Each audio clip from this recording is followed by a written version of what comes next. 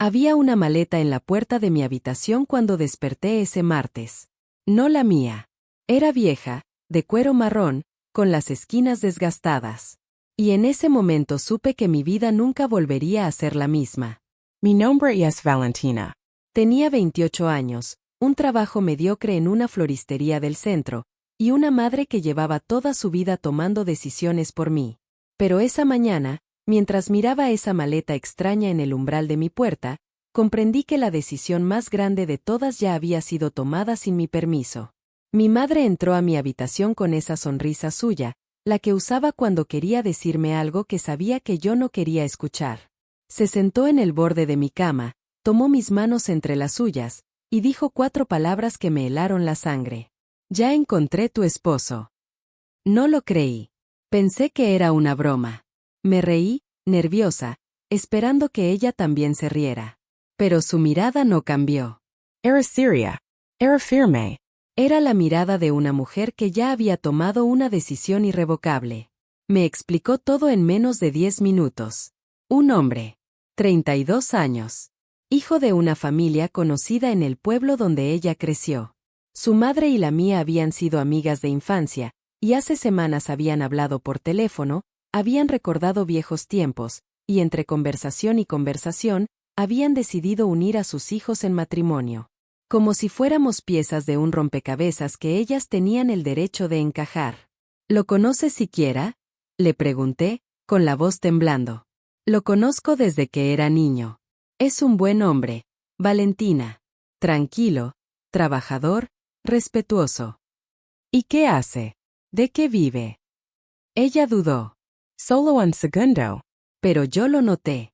Tiene un negocio pequeño. No es rico, pero es honesto. Un negocio pequeño.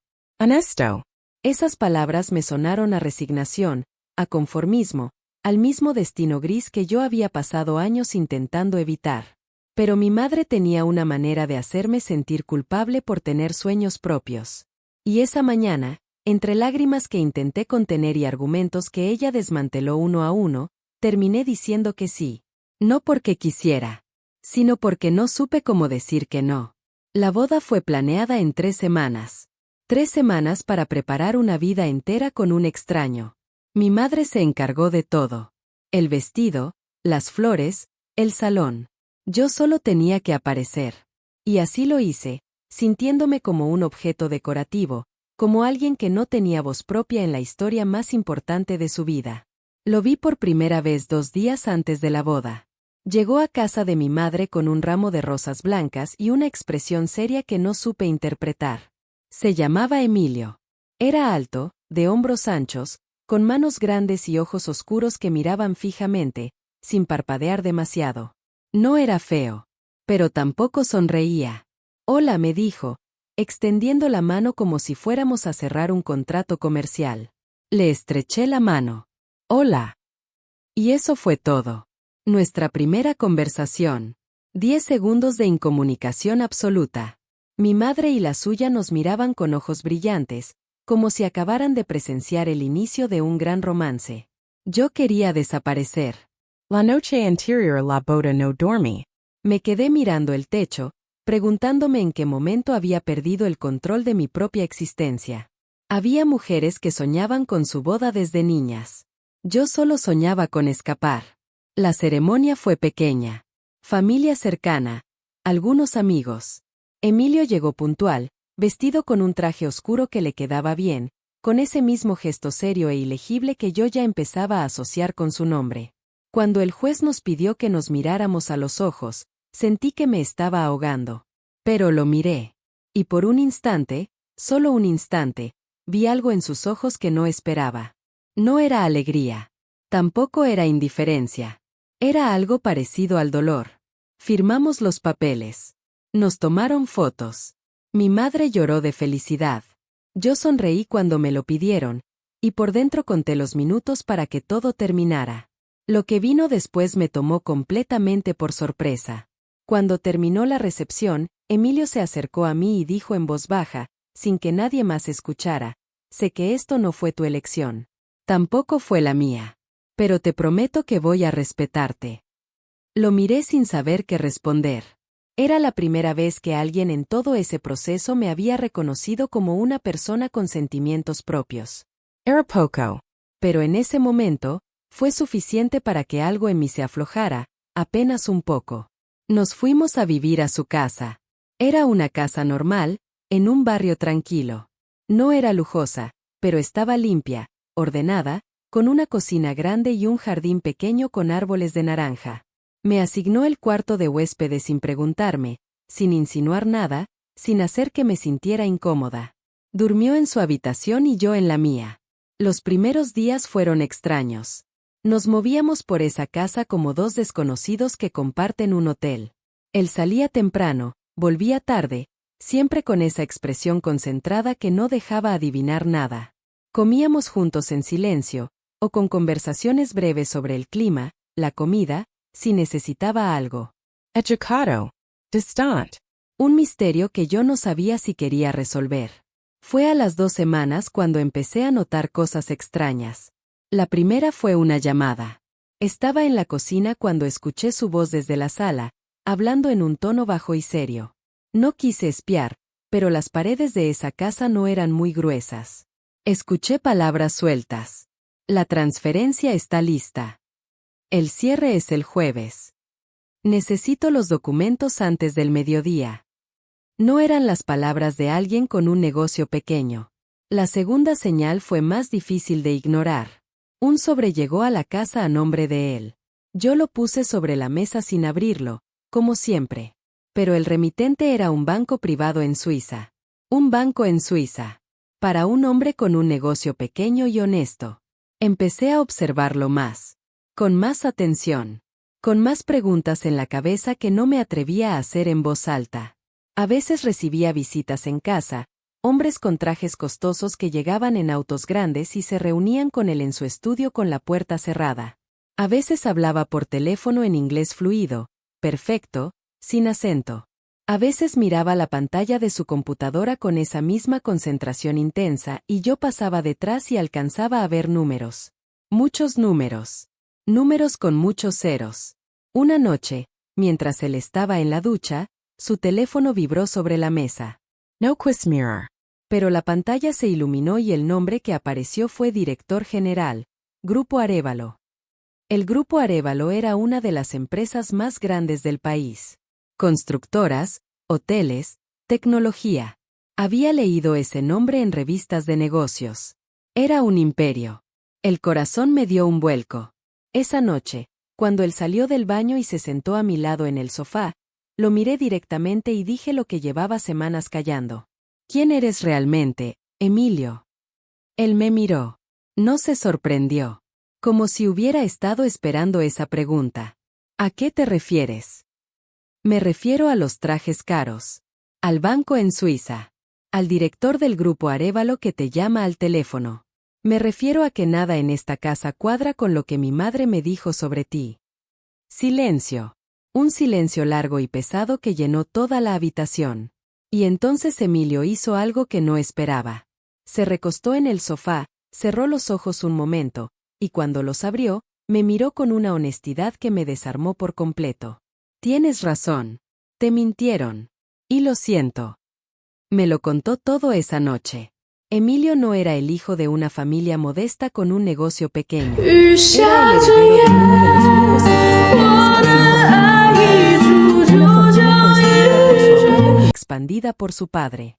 Había estudiado finanzas en Londres, había trabajado en fondos de inversión en Nueva York, y había vuelto al país hace 3 años para tomar las riendas del negocio familiar después de que su padre enfermara. ¿Y por qué el secreto? Le pregunté, con la voz tensa. ¿Por qué tu madre le dijo a la mía que era su nombre sencillo? Su respuesta me heló. Porque las últimas 2 mujeres con las que estuve solo se interesaban en mi dinero. Mi madre quería asegurarse de que la mujer que entrara a esta familia no fuera así. Quería a alguien que me aceptara sin saber lo que tenía. Lo miré fijamente. Procesé sus palabras. Y de repente, la indignación que sentí fue más grande que cualquier otra cosa. ¿Entonces fui una prueba? Me casé contigo sin saber nada sobre ti, sin tener elección, como parte de un experimento para ver si era lo suficientemente humilde. No era así como. ¿Cómo era entonces, Emilio? Porque desde donde yo estoy, parece que tanto tu madre como la mía me usaron. Una para asegurarse de que su hijo no fuera engañado, y la otra para asegurarse de que su hija estuviera bien acomodada. Y nadie me preguntó a mí absolutamente nada. Se quedó en silencio. No intentó contradecirme. Porque no podía. Porque tenía razón. Me fui a mi habitación y cerré la puerta. No lloré. Estaba demasiado furiosa para llorar. Me senté en el borde de la cama y miré el jardín desde la ventana, los árboles de naranja quietos en la oscuridad, y sentí algo que llevaba semanas adormecido despertarse dentro de mí. No era miedo. Era rabia. Y con la rabia, algo parecido a la claridad. No iba a quedarme en esa situación sin decir nada. No iba a ser la mujer silenciosa que aguantaba todo. Si iban a usarme como pieza en su juego, al menos iban a saber que esa pieza tenía voz. A la mañana siguiente llamé a mi madre. Le conté todo lo que Emilio me había dicho. Esperaba que se sorprendiera. Esperaba que se disculpara. Lo que no esperaba fue lo que realmente dijo. Valentina, lo sabía.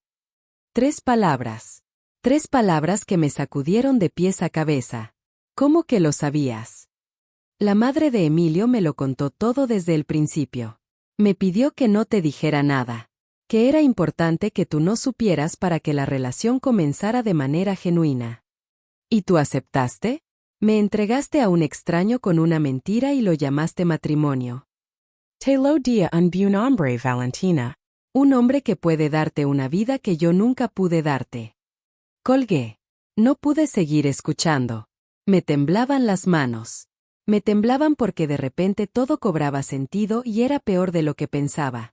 No había sido un error. No había sido un malentendido. Había sido una conspiración cuidadosamente planeada entre 2 madres que creían que tenían el derecho de decidir el futuro de sus hijos como si fueran propiedades. Los días siguientes fueron tensos. Emilio y yo nos movíamos por la casa con una distancia nueva, más consciente, más cargada. Él intentaba hablar conmigo, yo respondía con frases cortas y necesarias. Una mañana me dejó un desayuno preparado en la cocina con una nota que decía: sé que no confías en mí, pero quiero que sepas que yo sí confío en ti. Lo leí 3 veces. Lo doblé. Lo guardé. Fue una semana después cuando llegó la carta. Era de un abogado. Un abogado de la familia Arévalo. La carta era formal, fría, llena de lenguaje legal. Pero el mensaje era claro. La madre de Emilio estaba solicitando la revisión del contrato matrimonial. Decía que había nuevas circunstancias que requerían evaluación. Que la familia tenía preocupaciones sobre la legitimidad del vínculo. Lo que decía entre líneas era más brutal. La madre de Emilio quería deshacerse de mí. Fui directamente al estudio de Emilio con la carta en la mano. Él la leyó. Vi cómo su mandíbula se tensaba, cómo sus manos apretaban el papel. Cuando levantó la vista hacia mí, había una mezcla de furia y vergüenza en sus ojos que yo no había visto antes. No voy a permitir esto, dijo. No me necesitas a mí para permitirlo o no. Es tu familia. Es tu mundo. Yo soy la intrusa aquí. No eres una intrusa. Entonces explícame por qué tu madre manda cartas a través de abogados para sacarme de tu vida. Se puso de pie. Caminó hasta la ventana. Estuvo en silencio un momento largo. Y entonces me dijo algo que cambió todo. Mi madre nunca quiso este matrimonio. Lo propuso ella misma, pero no para que funcionara. Lo propuso para demostrarme que ninguna mujer podía quererme por lo que soy, sin el dinero. Pensó que tú ibas a descubrir la verdad y a irte. Que ibas a elegir el dinero o a irte decepcionada. Y entonces yo volvería a ella, a dejar que ella manejara mi vida como siempre lo ha hecho. Lo miré sin palabras. Pero no te fuiste, continuó. Te enojaste. Lo reclamaste. A mí, a tu madre, a la situación. Y eso no entraba en sus planes. Era una trampa dentro de una trampa. La madre de Emilio no quería una nuera. Quería confirmar su teoría de que las mujeres eran interesadas y su hijo necesitaba su protección. Y yo, sin saberlo, había arruinado su plan simplemente siendo yo misma. ¿Y tú? Le pregunté. ¿Qué quieres tú, Emilio? Se volvió a mirarme. Y por primera vez desde que lo conocía, su expresión no era seria ni distante ni ilegible. Era vulnerable. Era honesta. Era la de un hombre que llevaba años protegiéndose detrás de muros que ya no sabía cómo derribar. Quiero la oportunidad de conocerte. La oportunidad real. Sin mentiras, sin planes, sin nuestras madres en el medio. El silencio que siguió fue diferente a todos los anteriores. No era tenso. Era lleno. Lleno de algo que todavía no tenía nombre pero que yo podía sentir en el pecho como una llama pequeña y nueva. Entonces dile eso a tu madre, le dije. No a mí. A ella. Y lo hizo. No estuve presente en esa conversación. No necesitaba estarlo. Pero Emilio me contó después que había sido la conversación más difícil de su vida. Que su madre había llorado, había amenazado, había dicho cosas hirientes. Que había usado todos los recursos emocionales que tenía para hacerlo ceder. Y que por primera vez en su vida, él no había cedido. Había puesto un límite. Firme, claro, enableable. Las semanas siguientes fueron distintas. Emilio y yo empezamos a hablar. De verdad. No sobre el clima ni la comida, sino sobre cosas reales. Sobre sus miedos, sobre su padre enfermo, sobre los años que pasó en el extranjero sintiéndose solo a pesar de tenerlo todo. Sobre los míos, sobre la presión de mi madre, sobre los sueños que había enterrado porque nadie me había dicho que tenía derecho a tenerlos. Una noche, mientras tomábamos café en el jardín y la luna estaba llena sobre los árboles de naranja, me dijo, ¿alguna vez pensaste en tener tu propia floristería? Lo miré sorprendida. ¿Cómo sabes que trabajo en una floristería? Te informé antes de la boda. Era lo mínimo que podía hacer, dado que tú no tenías esa opción. Me reí. Fue la primera vez que me reí genuinamente desde que todo esto había comenzado. Y cuando levanté la vista, vi que él también sonreía. Era una sonrisa pequeña, casi tímida, pero real. La primera que le veía. Siempre quise tener mi propio espacio, le dije. Con plantas poco comunes. Orquídeas, heliconias, flores que la gente no sabe que existen. Entonces hagámoslo. No necesito tu dinero para eso. No te estoy ofreciendo mi dinero. Te estoy ofreciendo mi apoyo. Había una diferencia. Y él lo sabía. Y yo lo sabía. Y en ese momento, bajo esa luna llena, entre el olor de los naranjos, algo se terminó de acomodar dentro de mí. No era amor todavía. Pero era el comienzo de algo verdadero. Pasaron los meses. La floristería abrió en primavera. La llamé Valentina, con mi nombre, porque era mía. Emilio estuvo presente en la inauguración, en la última fila, sin llamar la atención, sin decirle a nadie quién era. Solo era un hombre que miraba con orgullo a una mujer que había construido algo con sus propias manos. Mi madre vino también. Llegó con una expresión nerviosa, sin saber cómo mirarme después de todo lo que había pasado. Me trajo un ramo de tulipanes, mi flor favorita desde niña, cosa que Emilio le había dicho sin que yo lo supiera. Labres. No porque todo estuviera olvidado, sino porque el rencor pesa mucho y yo ya no quería cargar ese peso. ¿Eres feliz?, me preguntó al oído. Lo pensé. Realmente lo pensé. Estoy aprendiendo a hacerlo, le dije. Y eso ya es mucho. La madre de Emilio tardó más tiempo. Casi un año. Llegó un día sin avisar, a la floristería, con una expresión rígida que yo ya le conocía. Me miró desde la puerta como si estuviera evaluando si valía la pena entrar. Entró. Se paró frente al mostrador. Y dijo, con la misma voz firme con la que seguramente daba todas sus órdenes, me equivoqué contigo. Y con mi hijo. Eso no lo voy a olvidar fácilmente. Pero tampoco lo voy a negar. No era una disculpa perfecta. Pero era honesta. Y de ella, era mucho. Le hice un arreglo de flores. Gardenias blancas y ramas de eucalipto. Se lo dicen cobral. Ella lo recibió sin decir nada más, se dio la vuelta, y salió. Pero en la puerta, se detuvo un momento, sin voltearse, y dijo en voz baja. Las gardenias eran las flores favoritas de mi madre. Lo supe después. Emilio me lo contó. Que su abuela se llamaba Valentina. que las gardenias eran sus flores. Que cuando su madre le contó que yo le había dado gardenias sin saber nada de eso, algo en ella se había quebrado de una manera que ningún argumento ni ninguna conversación habría logrado quebrar jamás. A veces la vida te habla en el lenguaje de las coincidencias. Y a veces esas coincidencias son lo más real que existe. Emilio y yo nunca tuvimos una declaración de amor dramática.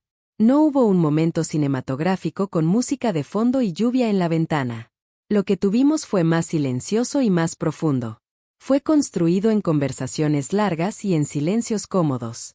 En la forma en que él aprendió a llegar temprano a casa porque le gustaba estar ahí. En la forma en que yo empecé a guardarle la última taza de café porque sabía que la necesitaba antes de cualquier reunión importante. Fue una tarde de diciembre cuando me tomó la mano mientras veíamos llover en el jardín y dijo sin preámbulos: creo que me enamoré de ti sin darme cuenta. Y eso nunca me había pasado. Lo miré. Ese hombre serio y hermético que había llegado a mi vida con una maleta ajena y una promesa de respeto. Ese hombre que había elegido a la persona sobre el apellido. Que había elegido su propia vida sobre los planes de su madre. Que había aprendido, como yo, que el amor no es algo que se planea. Es algo que crece, despacio, en los rincones más inesperados. A mí tampoco, le dije. Y fue suficiente. Hoy tengo 31 años. La floristería tiene 2 sucursales. Mi madre viene a visitarme los domingos y ya no intenta tomar decisiones por mí, porque aprendió que cuando lo hace, me aleja. La madre de Emilio llama una vez a la semana, todavía rígida, todavía formal, pero presente. Eso también es una forma de amor, aunque sea imperfecta. Y Emilio sigue siendo un misterio, pero uno que yo conozco por dentro. Sé cuando algo lo preocupa aunque no lo diga. Sé qué música pone cuando está feliz y cuál cuando necesita pensar. Sé que guarda una foto de su abuelo en el cajón de su escritorio y que nunca habla de él porque el dolor todavía es demasiado fresco. Y él sabe cosas de mí que yo nunca le conté con palabras, porque hay personas que te leen sin necesitar que les expliques nada. Nadie planeó esta historia. Nadie la eligió de manera libre. Fue construida sobre mentiras y manipulaciones y miedos ajenos. Pero a veces los cimientos más impuros producen las estructuras más sólidas. A veces lo que comienza como una trampa termina siendo el hogar que nunca supiste que necesitabas. Mi madre tenía razón en algo, aunque lo haya hecho mal. Era un buen hombre. Solo que era mucho más de lo que ella misma sabía.